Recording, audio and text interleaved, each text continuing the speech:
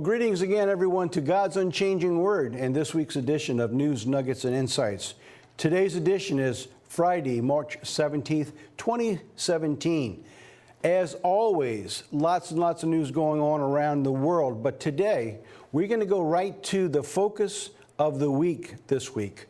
I've received a lot of information of concern about some economics that's been taking place in the internet. So today what we're going to do is we're going to focus on the debt, the U.S. debt, and then what we're going to do is go into personal debt and things that might help the listener to be able to understand how to help them through financial calamity should the calamity ever take place, which it will at some point down the road. On March 15th, we're actually taping our program on Tuesday, the 14th, but tomorrow, and by the time you see this, the U.S. Fed will have probably raised, and I'm thinking that they will, because it's already priced into the stock market, a raise of 25 or what they say, 1/4 of a basic point. And what they're doing is because of the economy beginning to heat up. And this is one of the ways that they try to use to control stimulus, to control inflation, is they raise interest rates to try to slow down the economy. And they have been trying to do this for 8 years since the collapse, and they basically did it, I believe, once. So they're anticipating now that things are turning around under the new administration, that they'll begin to raise 3 times this year to help stabilize the economy as it grows so it doesn't get out of control. In addition to this, on the 15th, there's a concern that's coming out from a person, David Stockman. Now, what I have up here is his new book. He's actually written several books. David Stockman, who's talking about the finances, and he says after March 15th, everything will grind to a halt.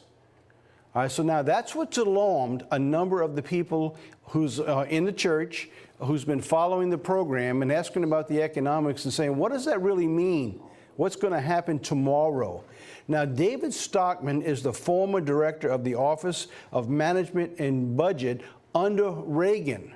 So, I mean, he's got a lot of years behind him, so he really knows what he's talking about. However, the way this is portrayed is not an honest. It's like fake news. It's, in other words, he's talking about is down the road something's going to happen. So let's go into what he actually said. After March 15th, everything will grind to a halt. Is he talking about March 16th? Is he talking about March 17th? No, he's talking about the economics of the United States and the U.S. debt ceiling that's coming, and the law that was passed by the previous administration to bring things to a $20 trillion by law to stop raising debt at that point. Will the U.S. economy come to a halt? Well, yes and no. So let me explain what I'm talking about, and then I'm going to read exactly what he says. In the U.S. debt, and I've got some charts coming up here, America is allowed to operate as long as it can pay its bills. All right, so at some point, when you run out of money, you have to raise the debt to borrow more money to pay bills. Under the administration, the previous administration, what we have, if things didn't change exactly the way they are in the next 10 years, the debt will climb another $10 trillion. So here's the fix. The debt is nearly $20 trillion. It's going to raise another $10 trillion in 10 years to $30 trillion. And they have a law that's coming that says, by law, we can only get to $20 trillion, and that's it. All right, so what does all that mean and what's taking place? All right, so let's cover that. All right, David Stockman, just to give you a little bit of his background, he was the wonderkind. He was the wonder boy of the Reagan administration and a key architect of the biggest tax cut in the U.S. history. And here you have a picture he's posed for the Associated Press. And so I wanted to show that to you just to give you a little bit of background on who he is. All right, now this is what he said. This is recently. I think what people are missing on this date, March 15th, 2017, that's the day that the debt ceiling holiday that Obama and Boehner put together right before the last election of October 2015. That holiday expires, he says. The debt ceiling will freeze in at $20 trillion. It will then be law, and it will be a hard stop. The Treasury will have roughly $200 billion in cash, but we're burning through that cash at $75 billion a month. He went on to say this: by the summer, they will be out of cash. They will be out. They will be in the mother of all debt ceiling crises. Everything will grind to a halt. Now, this is pretty bold what he goes on to say here. I think we will have a government shutdown. There will not be Obamacare repeal and replace. There will be no tax cut. There will be no infrastructure stimulus. And there will be just one giant fiscal bloodbath over the debt ceiling that has to be increased, and no one wants to vote for it. So now, what are we talking about? We need to keep in mind the battles that are already underway with just the minute changes in government. The struggle between the Republicans and the Democrats is going to be escalated to what you have never seen in modern times.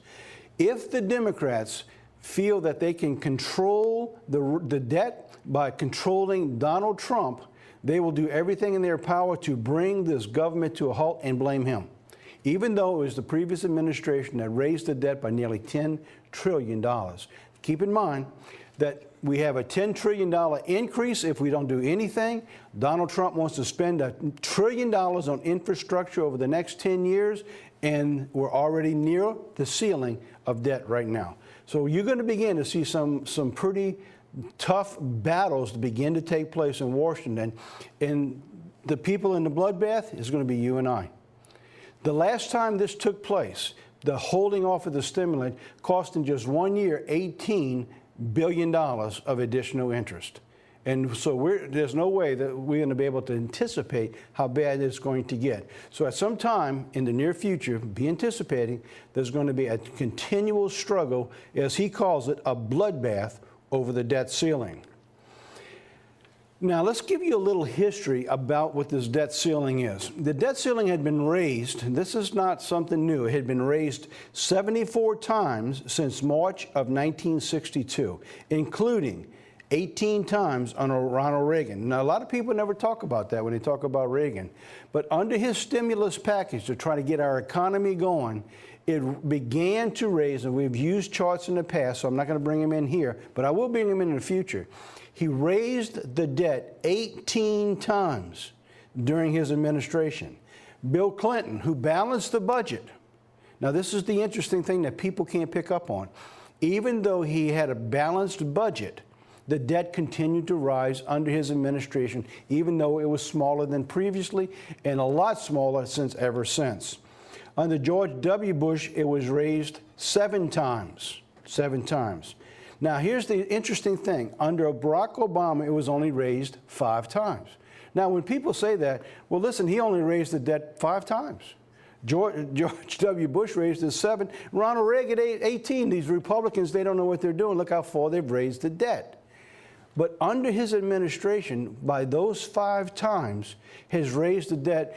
Nearly every single president before him, he has raised the debt that amount of money. So I'm going to show you this, all right? So now, in practice, the debt ceiling has never been reduced, even though the public debt itself may have been reduced. In other words, even though we can reduce debt from time to time, and here lately it's not been that often, but I'm going to show you something today. It has been reduced a little bit in just the last month and a half, is that the debt ceiling has never been reduced. It's only been raised. Now, here's the debt ceiling raises. So when you get this, if you take and you freeze, you go through the news nuggets and insights, come back to this and freeze.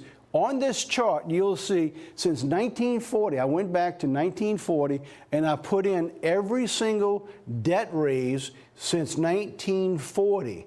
And you can go through, and on the left side gives you the date of the raise, and on the right side tells you in the billions, which would eventually show you the trillions, depending how it runs, of each one of the debt raises.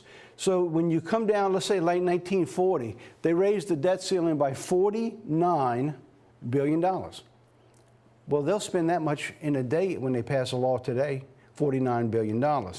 But here's the interesting thing with President Obama and his 5 raises that people are not focused on the way he did it. It's very deceptive for what was done.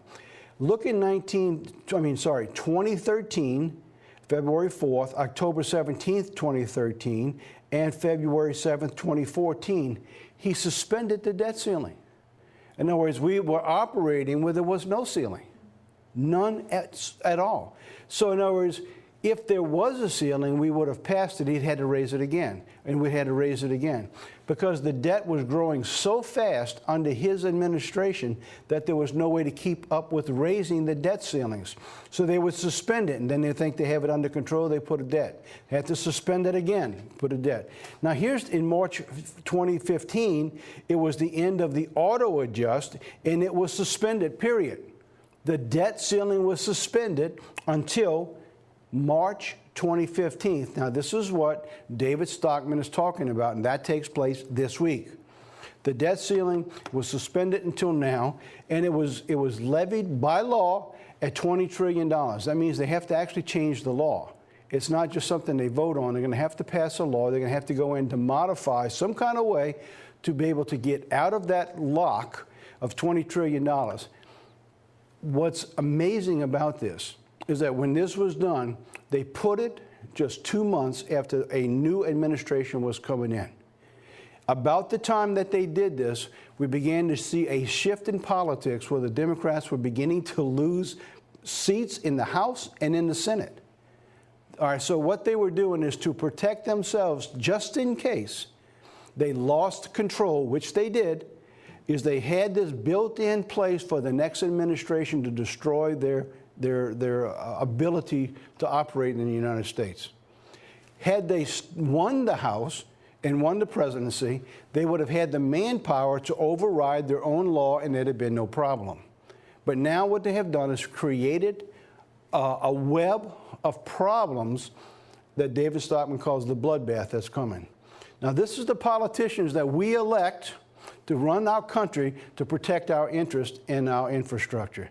This is absolutely abhorred what's coming. So I wanted to bring this out today to show you just how devious the governments can be and how harmful it's going to be for you and I and the future of our children. These things can't be fixed overnight, and I doubt seriously, because of the amount of debt, that they'll be fixed ever again. So now, let's take a look at the U.S. debt clock.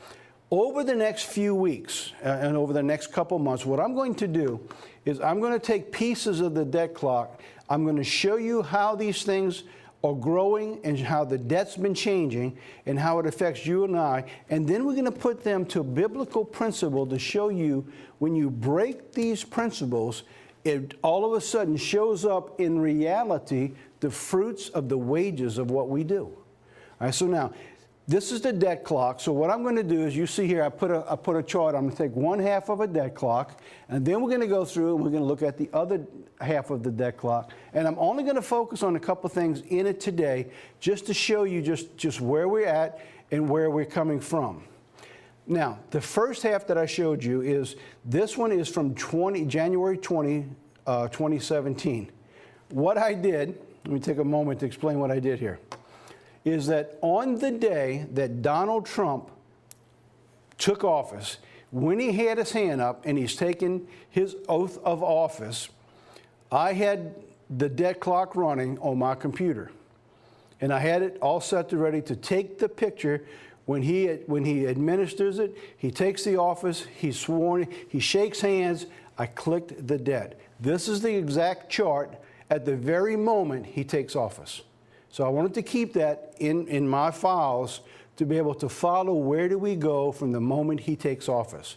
All right, so now this is on January 20th. Now this is on just yesterday, or this morning, the U.S. debt clock, March 14th, 2017. So now what we have here is just under 2 months of what I'm showing you. So now let's take a look at the U.S. national debt. It's always in the upper left-hand corner. So if you go to the internet and you type in U.S. debt clock real time, you'll see this clock coming up and you'll see numbers running all over the place on this clock. Then I've got the U.S. debt clock today. So we have in just 2 months what's going on. In January 20th, 2017, the U.S. debt was at $19,961 billion. Now, this is amazing. Let me show you now today. The debt's gone down. In less than 2 months, the debt has gone down. And now it's at $19,917 billion. So we have dropped almost $50 billion since Donald Trump's taken office. Sounds pretty good.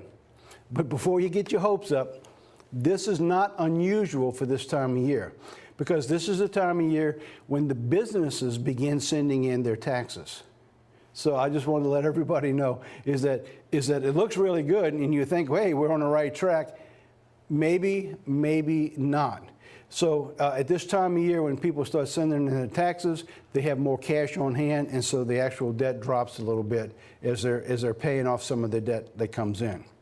So now I want to go to a more functional part of the chart, which is on the right-hand side of that the big chart that I showed you. Same two charts, January 20th and March 14th. This is encouraging, and this is what I want to bring out. And this can change and help change the economy and stave off a little while the absolute calamity that eventually is going to overtake this nation. It's called the U.S. workforce. All right, here's the U.S. workforce. There's the U.S. workforce on the two. I'm also going to cover at the very bottom, talking about the retirees, the disabled, and the U.S. veterans. So now let's take a look at those.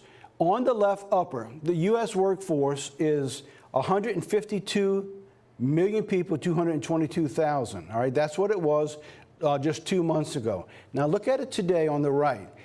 152,632,000. So it's gone up just over 400,000 people. So actually, in less than 2 months, there's almost, the jobs are showing a lot less than that. But in reality, what doesn't show up in the jobs market is that in just these 2 months, 410,000 people have entered the workforce. I mean, that's a lot of people in just 2 months. 410,000 people. Now, what's interesting is you just drop down in those first two boxes. Look at toward the bottom of the box on the left. Not in the labor force. In 2 months ago was 95,162,000 people. That's a lot of people not working. 95 million people not working. Now, in the right-hand side, you see 94,207,000. So at the same time, almost 1 million people came out of the workforce. All right, so, but if only 400,000 went into the workforce, almost 1 million came out, what happened to them? Well, it shows up in the bottom. So if you're reading these charts and you're trying to get a feel on what's going on, if you look at the bottom, you'll find out that the U.S. retirees, look at the U.S. retirees in the bottom boxes in the left corner, 50,413,000 retirees, 50,562,000. So some of them went into retirement during that same period of time. So it's always a flux of going up and going down, either going into disability, coming off the rolls of unemployment, or going into retirement. But these are the actual figures in the U.S. of where we're at. So now we see more people retired. Here's what is another interesting factor of what's going on now. Down in the bottom on the left, it says living in poverty, 42,738,000 people. All right, on the right-hand side, living in poverty, you see it's that 42,605,000. So you see less people now are living in poverty. So not only are the people going into the workforce now, you have less people on the rolls that are not working, the jobs that are being created are benefiting the people more today because they're high-paying jobs, so they're not living in poverty. So when you look at this, what's going on, you're beginning to see at the beginning stages of a shift in the economy and the people of the United States. So all of these things here, everything that I'm bringing up here, these are initial signs of a benefit for our economy. Not a lot has actually changed except the hope. You've seen the stock market has added literally almost $6 trillion to its bottom line. Now, these are not real dollars, but these are stocks and the markets who are making tremendous $6 trillion now. And since Donald Trump was actually elected back in November, $6 trillion has been brought in. So now, when you look at all of this, you begin to say, well, things have a chance to improve at this particular junction. While things begin to improve, what are we looking at? We started with is at the end of this rainbow that's beginning to come, there's a bloodbath that's going to come that's going to begin to try to stop everything you're seeing right here. All right, so now, we need to understand what's going on when you see all these things. Let me just give you just a couple more pieces of the information in these little boxes and charts that may help understand where we're going. Because people ask us, how do you figure where we're going? Because quite often we'll make what we feel the economy's doing and where it's going. And people quite often ask, where do you get your information? And it's very simple. You follow the money. You follow the money and you see the charts and you begin to see the fruits. Then you put those following the money against the biblical principles and you get a really good idea of what's going on and what's taking place down the road. And so that's what we've done since we began Ministries International. And pretty much every step at a time, we've been right on target. God has blessed us simply because following the biblical principles. It doesn't take, a miracle to be able to understand these things. Let's go back into this in one more area. So we covered living in poverty, and so let's go into receiving benefits. All right, total receiving benefits. So if you go into this box on the bottom right corner, total receiving the benefits right here, 163,196,000 people are receiving government benefits. All right, so you go over to the right-hand side, and you'll see that there are more people receiving government benefits, 163,521,000. So even though things look better, there are more people receiving government benefits. What's not fair, the way the government looks at this, remember they had all those people who were being retired? They would look at the retirement and receiving Social Security and Medicare benefits as a benefit rather than something that was earned. It's just really unfair a way of doing it. But in reality, you're at 163,521 million people, which is, like split the country right down in half of people who are actually receiving money from the federal government. So now, if the federal government grinds to a halt, what else grinds to a halt? A lot of the benefits that has to be paid out. People on food stamps, people on housing, welfare, medical, all these things, when the government stops, almost all of those things also grind to a halt. So you're going to see, in addition to just the bloodbath, you're going to see the news and the amount of fear raised that you have never seen before, and there's going to be a fear and a panic in the streets unless they get it fixed. So I wanted to bring all that to you today, just to be aware that coming down the road, and when you hear it, you know what's coming and you're prepared for it. That way you can focus on what we're doing. So now let's take all this information and let's go through a little bit on the Bible about borrowing. So remember last week, if you followed the News Nuggets and Insights, we talked about be careful what you ask for. We talked about in Seattle, people were fighting to get $15 an hour, where they're already up to 11, and they were found out because they have reached a threshold that put them over government support, that they now were losing their government benefits. In other words, things that they got for free. So what they began to do is go to the government and say, listen, or go to their employer, I want less hours so that I can stay under the threshold so I can keep my benefits. All right, so now, we covered that last week. So now let's cover some biblical principles behind what's going on here. In James 4, 1-3 says this: where do fights come from among you? Do they not come from desires for pleasure that war within your members? And so what these people were asking for, they're asking for stuff that was not theirs. They have to give me, and then demand that you give me. So where those wars are coming from? From desires of their own pleasure. Rather than standing on their own 2 feet, they would rather than do less and fight more to get what they have for their own pleasures. And that's what the Bible says. Do they not come from the war within your own members? It says, you lust and you don't have. You murder in covenant and cannot obtain. You fight in war, yet you do not have because you do not ask. And you ask, but you do not receive. Why? Because you ask for the wrong reasons. You ask amiss, God says, that you may spend it on your pleasures. So now, before I read the scripture, let me say when I saw that. You spend it on your own pleasures. In the business that I have, I often have to go into apartments that are federally subsidized. What I see when I'm in these federally subsidized apartments where people don't have jobs, they often have furniture and TV, these huge TVs on the screens. They have all the electronics. They're sitting there playing games. They have all these things that just fill the lust of their pleasures. It's just absolutely astounding what they have and still being on the government welfare rolls, paying for that housing.